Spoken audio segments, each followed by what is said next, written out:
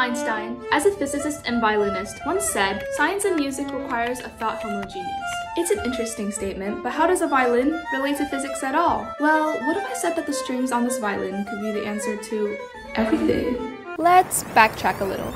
In the late 19th century to the early 20th century, physicists had mostly established the processes of classical physics as we know it today. Classical mechanics, electricity, magnetism, fluids, you name it, were all mostly developed by that time. Quantum mechanics had started on a rise of popularity as well, which was very exciting. However, despite having all of this knowledge, one of the biggest concerns that the physicists had involved the four fundamental forces in nature: the gravitational force, the weak nuclear force, the electromagnetic force, and the strong nuclear force.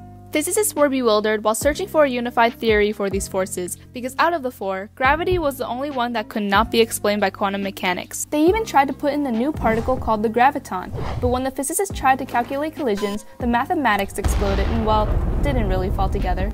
Since they couldn't figure out how to make particles agree with gravity, physicists turned to the next level of complexity. The next most complicated thing after a point is, well, a line. And so, in the 1960s, string theory was born.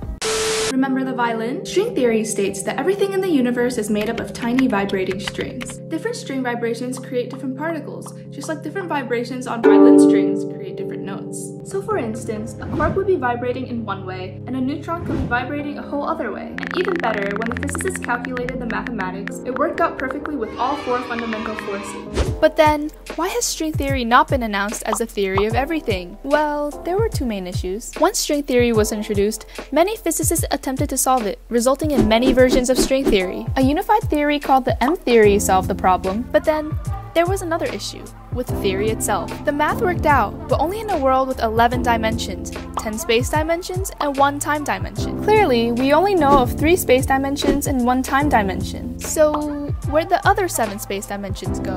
Let's take this painting for instance. From a distance, I can only see the image, but not each specific brushstroke. However, I know that they are there, otherwise there would be no picture. Similarly, scientists believe that the extra dimensions are extremely small and curled up into space. If string theory is true, they have to exist, but we just can't see them. We can only see the bigger picture around us. The way humans have adapted prevents us from seeing these dimensions, just like how the gate is preventing me from getting closer and seeing the individual dabs of color. Until we can confirm that there are 11 dimensions in our world, we cannot officially call string theory our theory of everything. And even if we do, we still cannot call string theory our theory of everything. The world is always changing, and the more we find out, the more questions we will have. Fascinating phenomena like wormholes, cosmic membranes, parallel universes, and who knows what else could be discovered one day. But at least we know we'll have some strings to connect the dots.